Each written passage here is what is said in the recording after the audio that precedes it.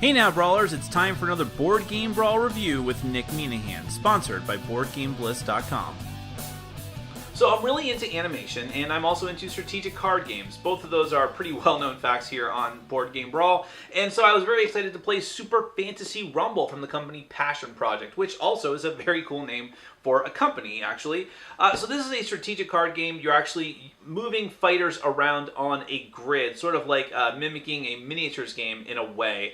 And all the different characters are, they're not really a story binding them together, but they're all based off of like sort of pop culture, animation tropes. The back of the box describes it as Saturday morning cartoons meets video games type characters. Like there's Street Fighter type characters, and there's robots, and there's fantasy archetypes and zombies and cosmic football players, all these different things. So everyone fields a team of players, if it's either going to be one-on-one or it could be free-for-all or a two-on-two team game. And you try to eliminate your opponent's fighters on the board. And they all have different special abilities. There's a little bit more to it than that. So let's go ahead and take a brief look at how it's played. Then we're going to come back. I'll let you know what I think.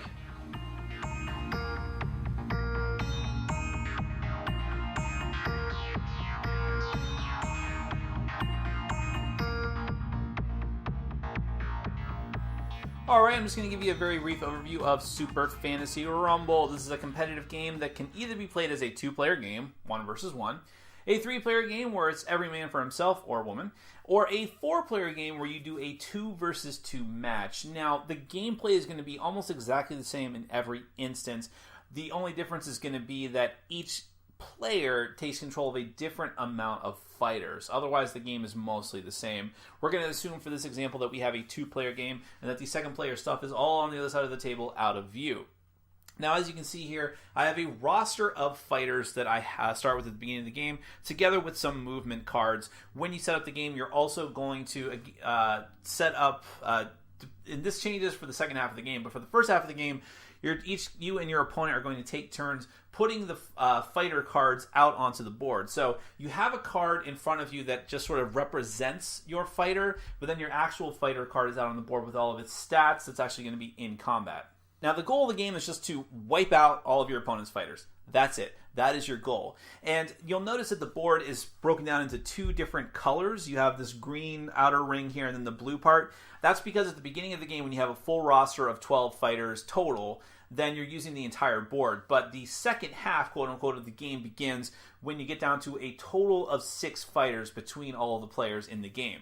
When that happens, you take all of the fighter cards off of the board and then put them back down, but only in the blue area. So it goes from being a 4x4 ring, quote-unquote, to, I need to stop saying quote-unquote, to a 3x3 section of the board. And then you continue until one player has wiped out the other player. No ties. Whenever that happens, that player is the winner of the game.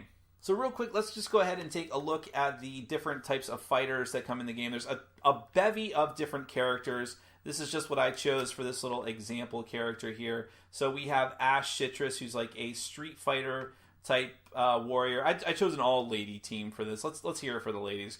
We have Jessie Jet, who is a Sky Knight type, and these characters are leaders. There's 2 different types of characters in the game. There's leaders and warriors. Leaders being just a little bit more powerful, well, quite a bit more powerful than the warriors, and a little more distinctive as well. Then we have the Tomb Cowgirl. Let's zoom in even more, and then we have the Archer, and we have the Girl Scout, which I think is rather amusing. And then we have the Dancer, and then over here we have our movement cards.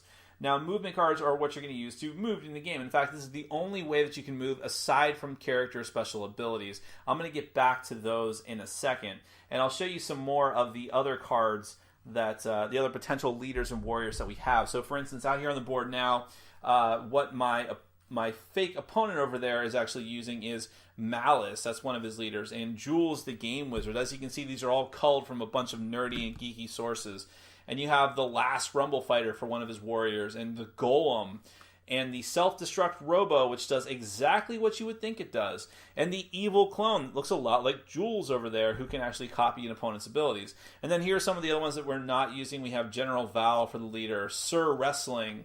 You have U.S. Spectre and Brett Green, sort of the rival, I guess, of Ash Citrus.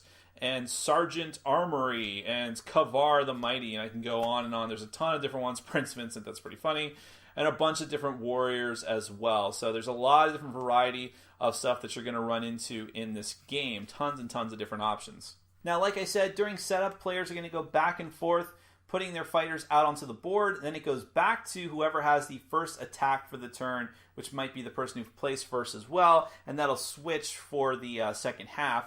But when it's your turn, essentially you can attack with all of your fighters, use all 3 of your movement cards if you want to, use any other special abilities that you possibly can for your turn, and once you've done that, once you have used everyone's attack, therefore flipping over these roster cards, which you'll use to keep track of when you've used them or not, then it goes to the other player and they get to do the same thing. So let's break that down into a little more detail. Well, first off, I should mention that these dice that are here, you are not going to roll those dice. Those are only to keep track of the hit points. The characters either have 5 hit points or 6 hit points, depending on whether they're a leader or a warrior. And then you have the regular attack dice here, which you're going to use all of your different attacks and special abilities. Everything in this game is resolved by rolling both of the dice and hoping that you get a number that meets or beats the number you need to make your thing happen. Also, I'll mention here that there is a critical hit and critical miss factor in this game. If you roll 2 6s and get a 12, that means that you get to make an extra basic attack, but only when you're making a basic attack. And if you roll 2 1s on an attack, then that means that the other player gets a free basic attack against you. So let's take a look at one of the cards. We'll look at Ash Citrus's card, since she seems to be one of the main characters of the game and is the leader for my little fake player I am taking control of. So first you got the name of the character. Now the number up here might not look like it's that important, but that's actually the number you need to roll for a basic attack. So if you choose to use a basic attack with this character, you need to roll both the dice and hope, in Ash's case here, that you get at least a 5. That will be a hit against the other player. But the other player might have defense. Now, defense is if you are facing one of their action points, they increase your difficulty to hit them by 1. So in this case, if Ash was fighting someone that had defense and it applies, she'd have to roll a 6. Well, what are action points, you might say? Well, those are the little arrows around the edges of the card. For warriors, they're actually blue, but they mean the exact same thing. If there's a grayed out arrow, that means that in that direction on the board, which means it's both orthogonal and a diagonal, you cannot attack and you cannot defend. But where you have highlighted arrows in either pink or blue, depending on the character, you can attack or defend from that direction. It's as simple as that. Then there's the hit points, and then down here you have the special abilities. So for instance, Ash Citrus's triple strike ability says that, well, first off, over here you have the numbers you have to roll just to activate the ability. So first you roll to see if you get at least a 4 to activate her triple strike. Then it says that you get to roll 3 times, and each roll of a 7 or more deals a damage. You can divide the damage between targets however you like, but they have to be within the arrows, your action points. Also, it's undefendable, which means defense won't apply, but not against basic attacks, just against her special ability. This is actually a maneuvering ability, which means that you can roll these dice, and then if you get an 8 or more, you can switch positions with an ally in the action path, which is wherever one of your action points is pointing, everywhere in that direction. There are also, let me show you an example of an assist ability. An assist ability would be on the golem here, that's in green, which is guard. You take damage for an ally in the action path. You can just use that whenever it applies. If you roll a 6, you get to use that special ability. And you see here that his number to hit with the basic attack is 7. He's just a warrior. His defensive 1, hit points of 5, and his arrows are blue, and they're in different directions. So everyone is going to be a little bit different. And there's other varied special abilities. So for instance, I'll show you the Evil Clone's ability is just to mime. He gets to mimic another character's special attack, and you see where his arrows are. So every fighter is just a little bit different. So you'll attack with each of your fighters if you can, rolling dice, hoping to deal damage. If you deal damage, you get to move. They have to move down their dice, and if you deal enough damage to them, they die, and they're removed from the board. So let's just say the Tomb Cowgirl here was able to kill this guy, but although it takes quite a bit more than that. Flip over your cards, signifying that you've used them, then you go on to your next character until you're done. Now, how do the movement cards work? You can use these at any point to move your characters around, but just like with the characters themselves, you can only use them once, then you flip them over until your next turn. Now, the dash ability is very simply taking one character and moving it to an open spot in any direction. So I can go orthogonal, I can go diagonal, however I want to do it, that's how I move my character, then I flip my card over. The castling ability means that you get to switch spots with an adjacent character. That's called facing in this game. So let's see, these two characters are on this team. That means that I can switch these two if I was to use the castling ability.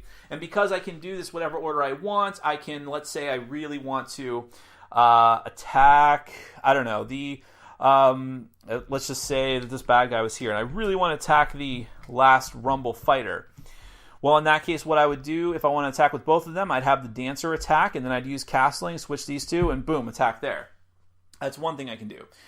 Probably the most complicated, or definitely the most complicated of the movement cards, is the Slide card. And what the Slide card is going to do is you will literally take an entire row or an entire column, and you will slide it on the board, even if your own people are not in the row, or if there's a mix and match of your fighters and your opponent's fighters. So if I did, and the blank spaces or the empty spaces move with it. So if I chose to slide this row, then I would slide this over one and this over one, and then the empty space wraps around. And it always wraps around too. So let's say I move this row. That means that the golem would go over here. The whole row would go down. If I chose to move this column, the Dancer would go up to the top, and that empty space would move down, and that's what it would be like. And this is very important tactically because it's going to put you into position to either get out of harm's way, put yourself in harm's way, but able to hurt someone, and so on. And like I already said, this is essentially how the game is going to go, because you're going to use all of your fighters, then reset and go to your opponent. Your opponent's going to use all their fighters, use any of the movement cards that they want, and then it's going to go back. As you kill fighters, are going to be removed from the board, and then eventually, when you get down to a total of 6 fighters, which is what we have now, you're going to take them all off of the board, and then you're going to take turns again, putting them back down onto the board. And then start the game over again, essentially, in the second half, now trying to finish off your opponent once and for all. Whoever is the person to wipe out your opponent's last fighter is going to be the winner. That's essentially Super Fantasy Rumble. Let's get to my final thoughts. So the first thing I want to say about Super Fantasy Rumble is that I love the character artwork. It's great. Very few games, although more and more lately, which is a great sign, encouraged me to go online and actually look for more of the artist's work. And I haven't done that yet, but I'm planning to. The artist is Emily Denich, I believe is her name. And it's great. I really enjoy it. It's like a mishmash of, like, you see a little bit of anime influence, but then just like the box says, a Saturday morning cartoon influence. And I really like that. The graphic design surrounding it is pretty good too, actually. It's very minimalist. There's not a lot to it. The board is very clean. Even the box is just mainly white space with the character art from the cards mashed together. But that's kind of okay. I kind of like it. It looks really nice and pleasing. And the component quality is all fine. The board and the card stock and the dice are just normal. And they're probably... I'm not a huge fan of using the dice to keep track of hit points. But then again, if you didn't have those, you'd have to keep track of little tokens. And that might be even more annoying. So I think components and artwork are fine. Not just fine, they're pretty good. Going with the theme... it's tough to have. There's a lot of, well, I don't say there's a lot of games, but there's a line of games. There's a genre of games that have this sort of mishmash of, like, multiverse hopping, all these different characters fighting against each other. Duel of Ages is that way. Heroescape is that way. So it's tough to have a coherent story together with that, and there really isn't one here for Super Fantasy Rumble. So it's tough to say that the theme is great here, but again, the artwork is really cool, and I like the idea of all these different pop culture, geeky tropes fighting against each other. Zombie versus football player, and Street Fighter versus robot, all these different things. So that little bit of theme comes through, and it's pretty cool. I like that idea of it all. The rulebook is pretty terrible. It's not that it's impossible. I mean, the game is very simple, so it's okay. We weren't really totally flabbergasted by it, but it's not laid out in a very coherent way. There's like no page in the book that just says setup. Here's what you do to set up. it's kind of in the back of the book, and then you have to refer back to the front to see what the characters do and how to activate their abilities. Everything is in an incorrect order, and nothing's laid out too simply. And there weren't any major rules questions because, like I said, the game is simple, but still, it really would have helped if the rulebook was a little bit better. Going into the gameplay, there's some really interesting things that are at play here. I do have to say, and this is going to sound like a bit cheap, like a cheap shot, but the game is very similar to Summoner Wars. I don't think that was unintentional. And I say it's a cheap shot because I realize that Summoner Wars in and of itself owes its existence to probably several other games, going maybe even back to Stratego, but also miniatures games. It was trying to mimic a miniatures game on the table, but using card-driven play. And Super Fantasy Rumble is an even more stripped-down version of that. So you're trying to mimic miniatures, tactical skirmish miniatures games by manipulating cards on a board, but those are the only cards in the game. You're just moving cards around. There's no spells. There's no abilities other than the movement cards, which are really just a way to keep track of whether you've used them or not. So there is some similarities there. Super Fantasy Rumble does feel distinct and different, though, but I was kind of thinking of Summoner Wars the entire time that we were playing. Whether that's good or bad, I mean, I guess that's going to be up to you. If it's, I don't think it shamelessly apes the game, but there's definitely, the comparison has to be made. And I think that Super Fantasy Rumble is significantly simpler and less complex than Summoner Wars. And, well, let's just talk a little bit about what's in the game. So, the best thing about the game is that there's so many different types of characters to choose from, and to use, and they all are distinct and unique. They all have their own different special abilities. Most of them have multiple special abilities, including maneuvering abilities, assisting abilities. Lots of options here. No two games of this that you play are going to be the same unless you purposely choose the same fighters. But if you randomize them the way that you're supposed to, like we've done in our games, then every game is going to feel different and distinct, and you're always going to feel like you have different things that you can do on your turn. And that's great, and it does add some strategies to the game, how to use all these different powers together. And since it is random, it's hard to have any forward planning. You just have to think tactically, how am I going to make all these different abilities work together for me? And that is the best part of the game, but there are some significant issues with the game, I think. One of them is definitely the fact that once you get hurt in this game, once one of your fighters goes down, a snowball effect takes place. Whoever can get the first kill is right then and there for the rest of the game at an immediate advantage. They are in an immediate position of superiority. Because as your fighters go down, you have less things to do on your turn, less chances to hit your opponent, whereas your opponent is just going to keep wailing on you with the same amount of fighters they had before.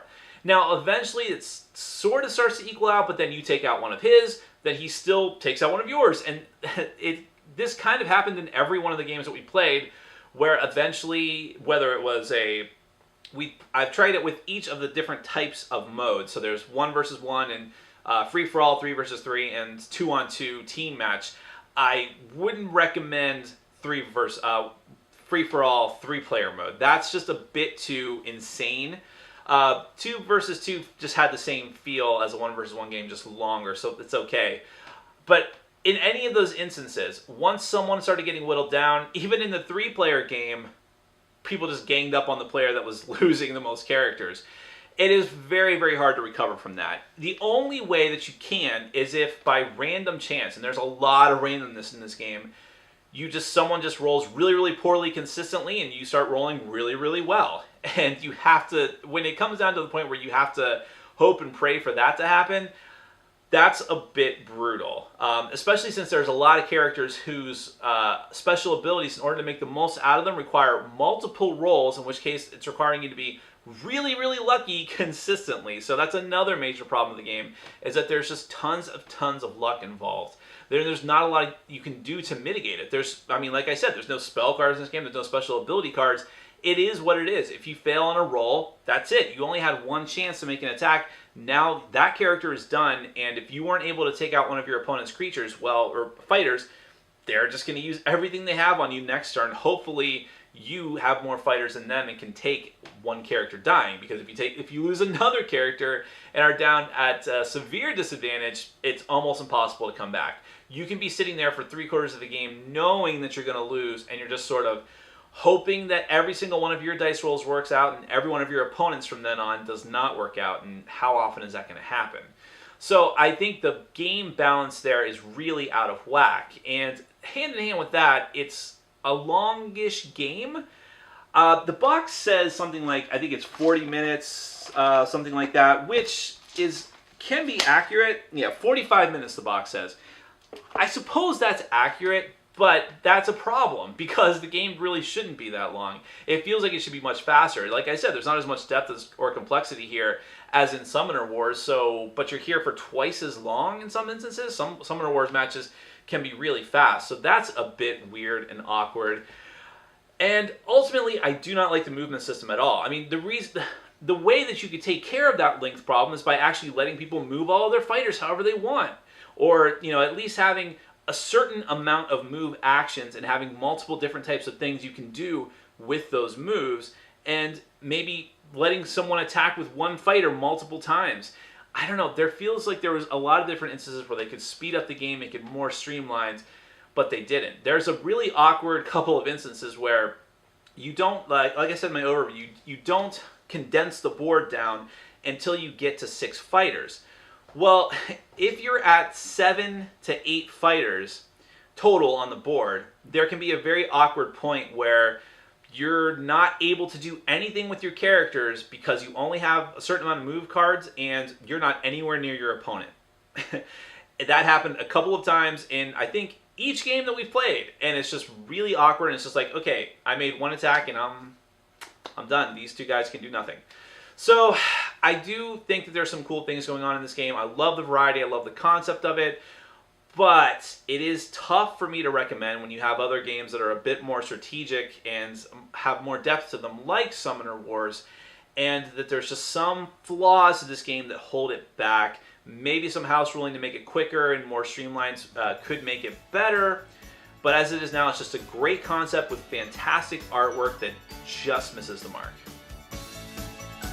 Thanks for watching. Follow us on Facebook, Twitter, and Patreon. And make sure to check out our sponsor, Board Game Bliss, where you can find an amazing selection of games from around the world.